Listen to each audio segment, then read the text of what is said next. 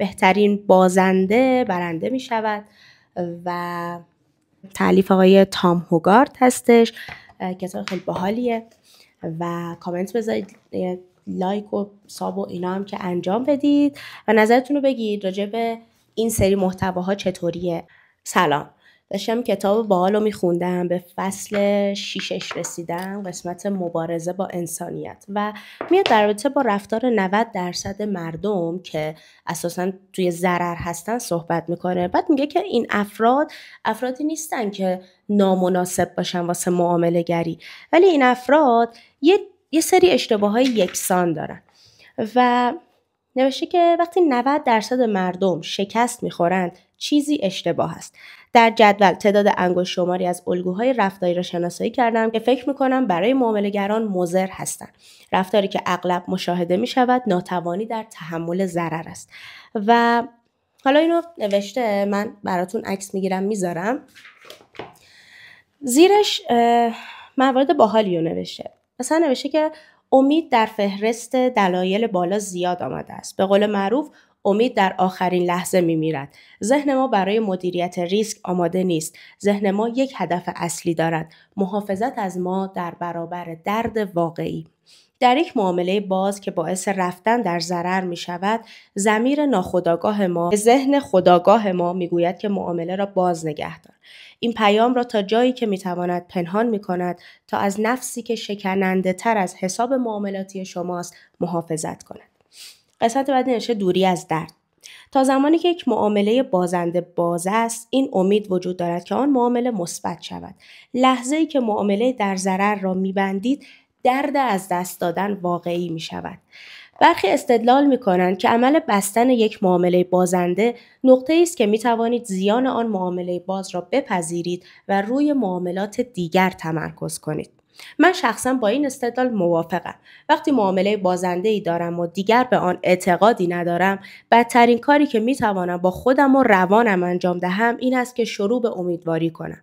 وقتی یک معامله بازنده در مانیتور جلوی من است، احساس آزادی نمی‌کنم. وقتی معامله را میبندم دوباره احساس آزادی میکنم و خودم را برای دریافت اطلاعات بازار از یک چارچوب ذهنی جدید آماده میکنم. دلیلی که خیلی اوقات امیدوار میمانیم ربطی به خود امید و دوری از درد ندارد. چند بار دیدم که مشتریان برای چندین سال روی معاملات از دست رفته نشستند. من دیدم که آنها هر بار که معاملات بازنده آنها اخطار کال مارجین دریافت میکند پول بیشتری وارد میکند. چندین بار دیدم که آن معامله دوباره خوب شده است و مشتری به محض خارج شدن از ضرر آن معامله را می‌بندد. خیلی اوقات دیدم که آنها معاملات بازنده را حفظ کردند زیرا به آن معامله اعتقاد داشتند. آنها این معامله را حفظ کردند زیرا تحمل اشتباه را نداشتند. تو این قسمت دیگه که معامله وقتی که خوب شده، اومده مثلا به سود رسیده، اون آدم سریع دوباره اون معامله رو بسته، یعنی نذاشه که اون معامله به سود بشینه. ولی مثلا وقتی که تو ضرره تا الا ماشاءالله اون ضرر رو ادامه میده، کاری که همه ما انجام میدیم. میگه که دلیلش هم اینه که ما تحمل اشتباه رو نداریم، یا راحت‌تر بگم تحمل پذیرش اشتباه رو نداریم. لحظه‌ای که از درد آن معامله باز در باخت راحت شدند و از آن بیرون آمدند، این واقعیت را نادیده گرفتند که بازار اکنون واقعا با آنها موافق است. آنها در بازار مالی معامله نمی‌کردند، آنها احساسات خود را مبادله می‌کردند و به احساسشان پاسخ می‌دادند. وقتی احساس آرامش کردند که معامله دوباره خوب شده بود، در نتیجه این همراهی معامله را بستند. آنها از این فکر که مجبور نیستند دوباره این اضطراب را تحمل کنند احساس آرامش کردند. اگر جلوی سود خود را خیلی زود با این بهانه میگیرید که نمیتوانید سود ببرید، به ذهن خود واکنش نشان میدهید که به شما در مورد درد در آینده هشدار دهد.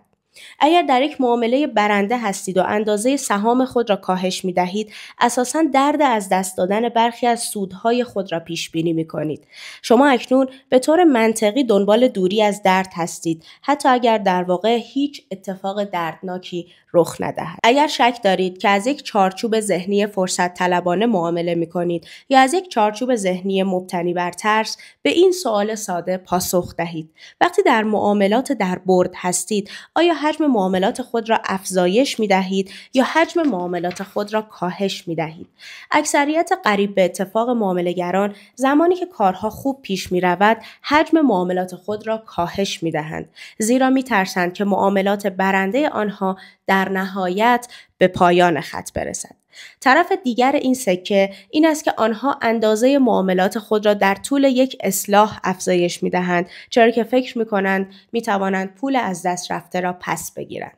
گرگ دریبا، معامله‌گر شاخص S&P 500 در فیلم فلورد گفت 99% افراد وقتی برنده می شوند آن را دریافت نمی کنند، زیرا شروع به شرط بندی می کنند. درد واقعی برای ضمیر ناخودآگاه مهم نیست. درد واقعی برای ضمیر ناخودآگاه مهم نیست. وقتی درد واقعی باشد، یعنی درد واقعی در ذهن ما به دلیل ضرر معاملاتی ظاهر شده باشد، تلاش‌های ما برای بازگرداندن پول پایان نخواهد داشت. این محرک پشت استدلال در صورت اشتباه 2 برابر کردن است.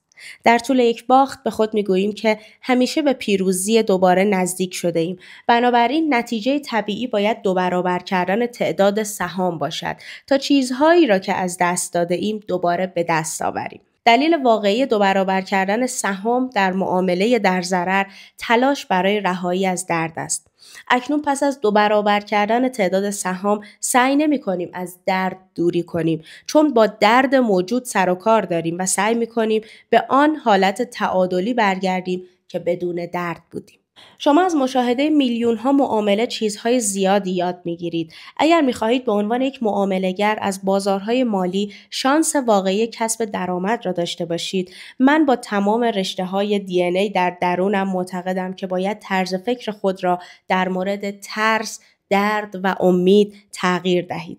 ویلیام بلیک میگوید کسی که میخواهد اما عمل نمی‌کند، آفت تولید می‌کند. من به طور خستگی ناپذیری کار کردم تا بتوانم بدون ترس و تردید عمل کنم. معیار واقعی رشد شما به عنوان یک انسان آنچه میدانید نیست، بلکه این است که با چیزهایی که میدانید چه کار میکنید. منظور من از آن چیست؟ احتمالاً تا به حال الگوهای نموداری را دیده اید که موجب انگیزه شما برای خرید و فروش شده است. اما پس از آن فکر بعدی شما ترس بوده است. این فکری است که شما کنترلی روی آن نداشتید. این فقط در خط مقدم ذهن شما رخ داده است. من در حرفه معامله‌گری خودم این را تجربه کردم. وقتی این اتفاق میافتد میدانم که باید به نحوی خودم را ریست کنم. شاید نیاز به مدیتیشن داشته باشم. شاید باید بخوابم، شاید باید غذا بخورم یا پیاده روی کنم. من میدانم که چیزی مانع من شده است و باید آن را حل کنم.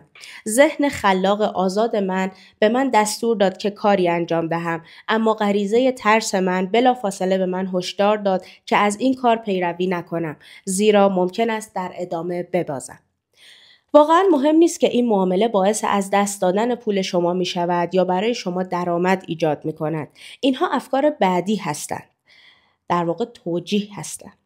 همه ما عمویی داشتیم که تا 90 سالگی سیگار میکشید و هیچ تأثیر منفی روی آن نداشت، اما این استدلال سیگار کشیدن رو توجیه نمی کند. اگر ذهن آزاد من برای یک معامله بحث کند و ذهن ترسیده من در مورد عواقب شکست در آن معامله بحث کند، من اساساً با خودم بحث می کنم. اصطلاح شیک برای این پدیده ناهنجاری شناختی است. من در معاملاتم نیاز دارم تا به نقطه‌ای از آزادی برسم. معاملاتی که از منظر ترس یا طمع انجام شوند منجر به تصمیم گیری خوب نخواهند شد. توصیه من، معامله‌گری را متوقف کنید و شروع به تفکر کنید. وقتی من ناهنجاری شناختی را تجربه می‌کنم به یک یا هر دو دلیل زیر است. 1. من از معامله کردن خسته شدم. میتواند ناشی از خستگی جسمانی باشد. تا به حال این جمله را شنیده اید که خستگی همه ما را ترسو می‌کند. و 2. به اندازه کافی آماده نیستید.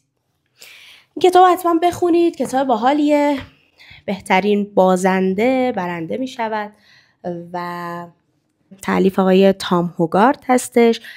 کتاب خیلی باحالیه و کامنت بذارید، لایک و ساب و اینا هم که انجام بدید و نظرتون رو بگید راجع به این سری محتواها چطوریه. اگه دوست داشتید دوباره میتونیم با همدیگه کتاب بخونیم. یا حق.